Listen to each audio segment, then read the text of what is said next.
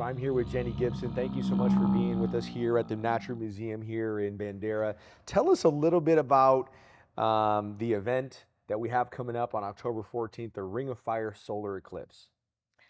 Well, here at the museum, we're going to be opening our gates to uh, carloads of people to park and tour the museum, participate in some of the activities, and to watch the Ring of Fire eclipse. Yeah, and so tell us, who are we inviting, here to the establishment that day? Families, children, older adults. What is it? What is the appeal to get those individuals here?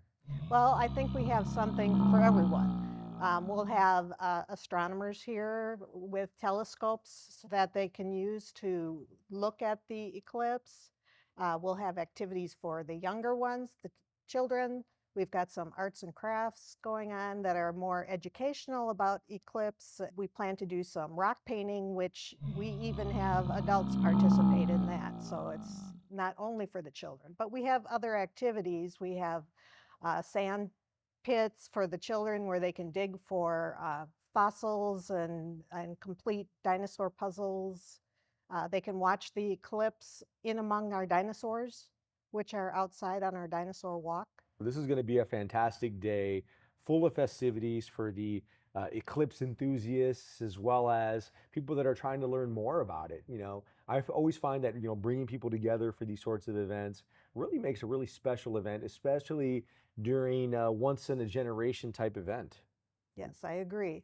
And we'll have different activities and things for people to do to make it memorable. Yeah. So, why is the Bandera Museum of Natural History the ideal classroom for parking right on site and learning about the celestial event? Well, I think what we mentioned, having the astronomers that can tell more detailed information about what the eclipse is and what's happening, and bringing the telescopes for people to see it, up close.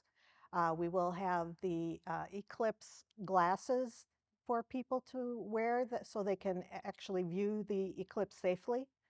And so we want to make it fun, but a learning experience too. In your role as the educational volunteer coordinator here, what exactly do you do on a day-to-day basis? Bringing students in. What does that look like? Well, we do welcome school groups in here, and we generally will take them through each section of the museum and tell them more about animals and habitats. And we'll talk about the dinosaurs and what time period they lived in, what part of the world they were found in. Is this location of the world often the apex of these sorts of eclipse, or is it just happen to be this one time in this one space every 200 years or so? I don't know. What is it? Do you know? Well, I think it's pretty unusual for us to be in um, the the apex of the eclipse, not only in October, but in April will also be right in ground zero of the total solar eclipse. So we'll have two events so close together. So I've got to ask you as well, given your educational background, if you could have any scientist or educator give us, the tour, past or present, during the eclipse and show us around and talk to us about the stars, who would it be and why? I would I would love to take a tour with Carl Sagan. When I was a child, I used to watch his TV show, and that's how I learned a lot about the universe and the stars and constellations.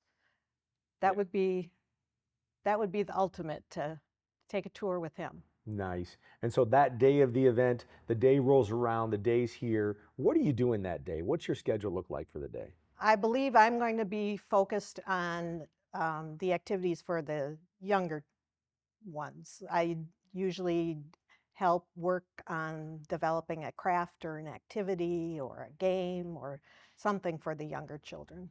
Yeah. Yeah. Well, if you're watching this and you've got little ones, why should they come out that day? Well, we have a lot of activities for children. Um, our sand pits with the dinosaur fossils and the puzzles is a big hit with the young children. And then we do arts and crafts. We have usually have some kind of snack that's kind of theme oriented. And we do rock painting, which is another very popular um, activity. And we'll have a celestial theme to all of those activities. Yeah, it sounds like it's going to be a true educational extravaganza. And it's also going to be a VIP sort of style event. I understand that it is $50 for a vehicle load to come through and take part in the day's event. And y'all are expecting, a good sized crowd, but also an intimate crowd. What can folks expect to have with their experience here that day? Well, they'll have a safe place to park.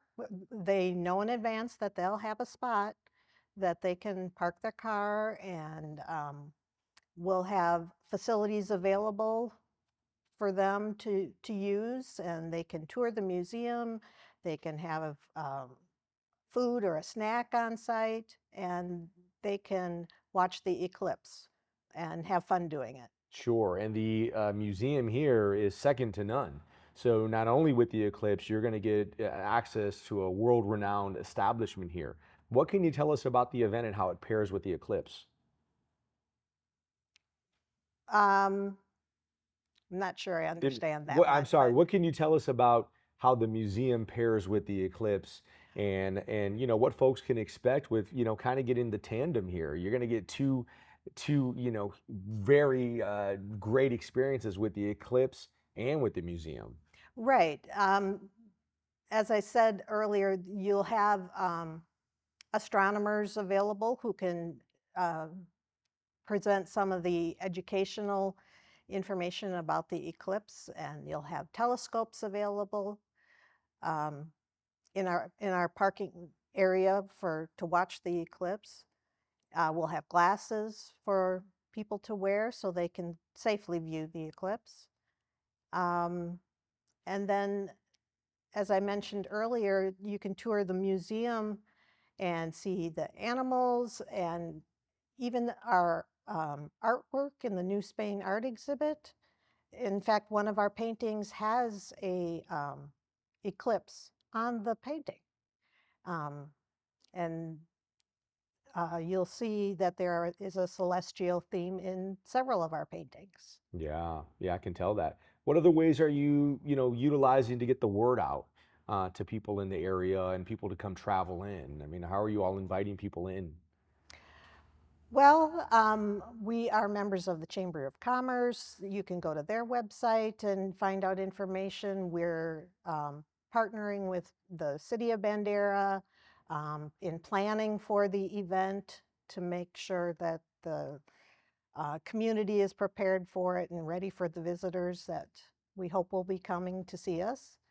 And we use Facebook and other social media to get the word out that we're going to be having this event during the eclipse. Yeah, so the day of, what time do festivities start? I mean, do they start early in the morning, the afternoon, and then how long does it go? Well, our normal hours are between 10 and 5.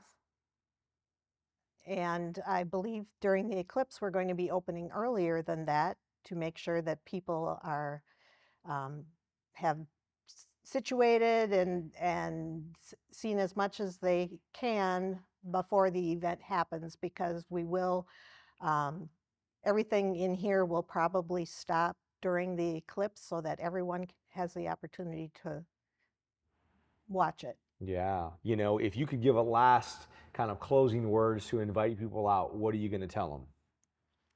That the Bandera Natural History Museum will be a wonderful place to watch the eclipse, where um, you have a spot dedicated for you. We'll be accepting 50 cars, I believe, and we will have everything you need to enjoy the day and watch the eclipse here. And you can have fun watching the eclipse among the dinosaurs. There it is, folks. You heard it right there. Thank you so